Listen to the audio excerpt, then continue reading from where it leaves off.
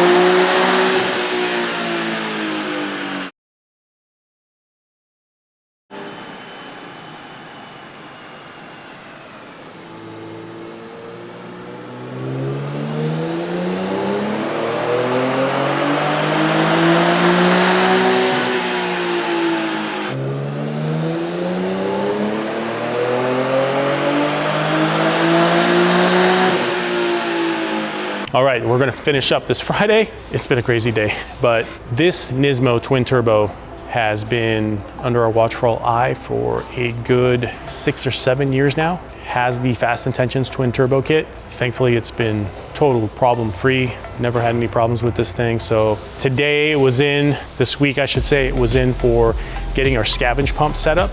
So we installed that so we can get the oil drained back into the sump properly, so we weren't getting any smoking issues, and the CH rays aren't getting all wet and seeping with oil. Also helps prevent any oil from getting into the intake tract, which is super, super beneficial for many things, keeping the octane level up, and of course, not contaminating the intercooler. And worst case scenario, you know, on other turbo kits, I've seen it where it can essentially hydrolock the engine. But on to the fun stuff. The reason why we were re-dynoing it is we've updated it to the latest EcuTech race ROM, which has been out for quite a long time. This thing was running my custom map setup for flex fuel and the newer setup for the EcuTech, which has been out for a while on a couple of revisions. That's all integrated like the original GTR stuff had come out back in the day. So we've got it updated, making sure everything's healthy. We did do a little bit of maintenance to it. We noticed that the mass airflow sensors were throwing codes that usually shouldn't be thrown. So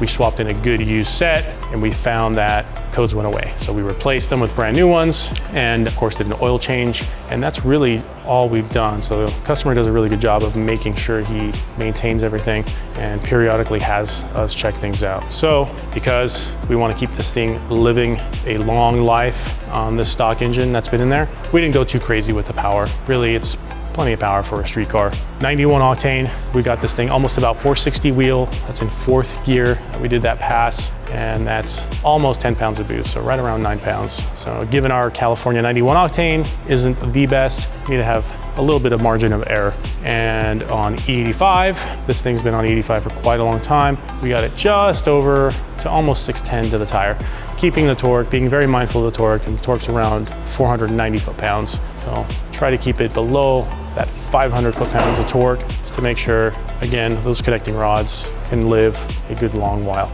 So we'll get this thing detailed and it'll be off to its owner. So really cool. It's a 2013 black V1 Nismo. Really, really nice look with the black color and the little front spoiler that this thing has. So really like the Nismos. All right, so on the dyno sheet, you can kind of see here that blue is 91, almost 10 pounds of boost right around in there. Kind of have the boost tapering down just a little bit. Nice little power band. It holds 456 wheel. And on E85, you can see we're about 13.5 pounds of boost. You can see how we bring the boost up. And again, we do that to try and keep the torque down, especially at lower engine speeds. And you know, you can see how high the peak torque is. So peak torque is actually at 6,200 RPM versus 4,400 RPM. So, you know, with a built motor with, you know, good connecting rods, you can full send this and, you know, increase your duty cycle down low. So you can have really the boost peak up around here, but you're really gonna shoot the torque up way too high for a stock connecting rod engine. Hence why we control the boost and a couple other things down here to not go too crazy with the torque spike. You know, we can carry over our horsepower over as best as we can over to redline. So yeah, really not too shabby.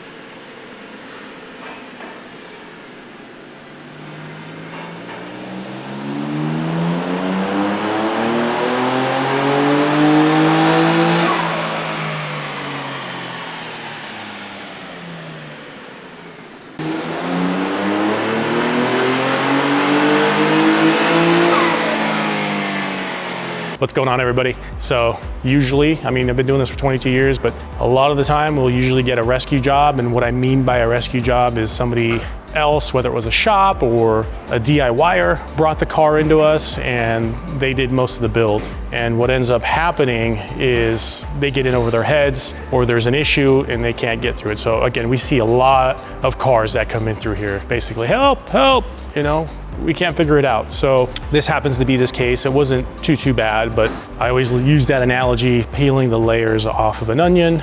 So you just got to get through all those layers and figure out what you have at the core of things. So customer couldn't get this thing running. They were concerned that there was a bigger problem with it. Thankfully, there's nothing too serious, although the jury's still out there that it might have a cam timing issue. It has that extended crank. Usually what happens either with a cam sensor is bad, a crankshaft position sensor is bad, or there's a tooth off somewhere in the chain. So this is a built motor. No idea who did the engine, but it does have Wiseco pistons. It has the K1 rods. It's got Jim Wolf camshafts. So it's got a lot of good upgrades. It's a 8.8 to 1 compression motor. So it definitely needs a little bit more as far as supporting modifications. It is still running on a returnless fuel system. So all it has is a Walbro 255 liter per hour fuel pump. Really, you know, not adequate enough, and especially with forced induction, I always like to recommend a return fuel system. That way you get fuel pressure rise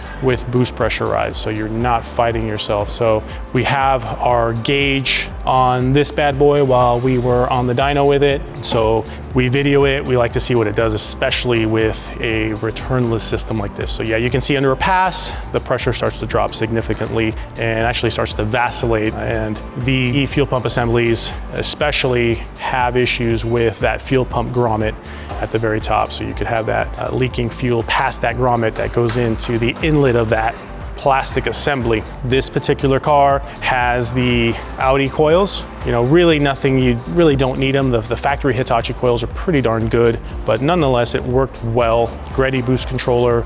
The meat potatoes, of course. What is it using for forced induction? Well, it's got a Jim Wolf twin turbo kit using the Sport 530s. So turbos are pretty small. They are just a Garrett 2554R setup. You know, those turbos on the VG30 usually make, and again, supporting modifications in the field, but we've made it almost as much as 600 wheel, and that's really rare to do that, but that's on 85 cams, you know, upgraded valve train and stuff like that. So this thing's only running on 91.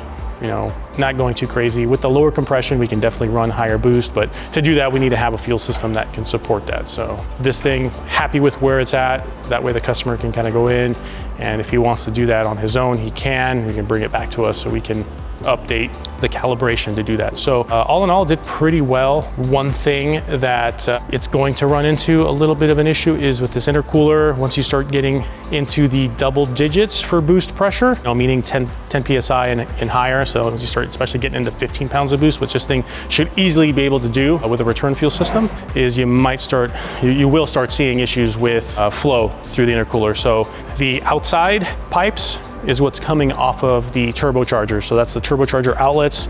That's the inlet on either side of that intercooler, right? So you kind of see it's like two cores put together, right? So the two pipes, the air comes in, you get all your airflow through here. You know, they're nice cores. The big issue though is right smack dab in the center, and you won't see really the problem in the front side, but you're gonna see it on the back side. And this is your outlet pipe. So this is what comes out of the intercooler and into the engine. The problem is if you kind of get over here and you look right on top, you can get a nice view here. So the air is coming in like this, and literally it's crashing into each other. Boom, it goes like this. So this is not ideal. And then you're asking the air to also do a 90 degrees. So it crashes into each other, and it has to make a 90 to the outlet, and then another 90. So there's a double 90, and this is where we find when you start making a decent amount of power, it becomes a big restriction. So you know, there's always ways to maximize the setup, right? So I always like to be the guy that says, fix the inefficiencies first before you start cranking the boost up, right? Because once you start doing that, you can start running into other issues, right? And always fix the inefficiencies first. So definitely return fuel system, like I've mentioned 20 times, and a new intercooler setup would benefit this car greatly. And the other thing you have too is on the inlet side, of course, these cars have one mass airflow sensor. So both turbos are pulling air from a single source. So again, you have that tug effect, a battle of tug, right? So air is trying to pull from one source. So another thing that could be done, especially if like you use a Haltech or standalone ECU, you don't need to rely on a single mass airflow sensor, but having an individual inlet system for each turbo would benefit this thing as well.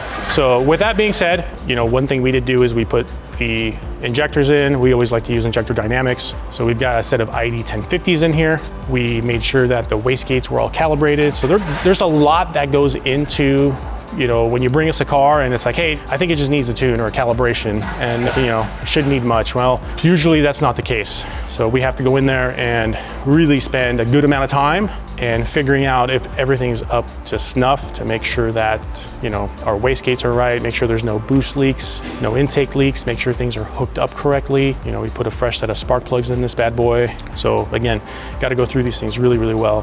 And we also, imperatively also do a compression test just to make sure that the engine is healthy. And yes, I have seen freshly rebuilt motors have low compression or there'd be an issue, right? Whether it was from machining or assembly. So we need to have all our bases covered. And usually by doing so, you're gonna have a good outcome, right? So overall, pretty happy.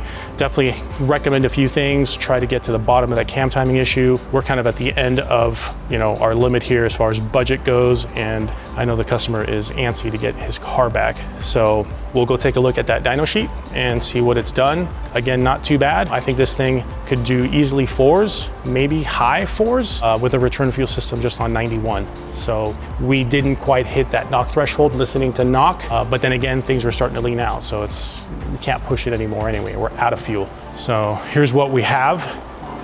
What we've got here, guys, is roughly about 10 pounds of boost. Any given day, this thing can be off, you know, a pound or two, but the Greddy was showing about 10 to 11. We got 9.6, and you can see these, you know, these turbos, being that they're relatively small, they do super, super well down low. So this thing makes really good amount of torque right in the beginning, right? So you can again see that the torque is higher than the horsepower, and that's a good indicator that the turbos are on the smaller side, but pretty well matched for the boost and the power level right now. So, you know, we're about 410 wheel, and you know, if we turn this up, the torque's gonna go up higher, and you know, of course, the wheel horsepower is gonna go up as well. But you know, kind of gives you an idea of what this thing can do. You know, if you had like a Sport 700, which was like a Garrett 2860, you know, the torque would drop, but your horsepower would go up. Those are really well-matched turbos for a lot of the Nissan V6 engines for a street car. I really like that setup.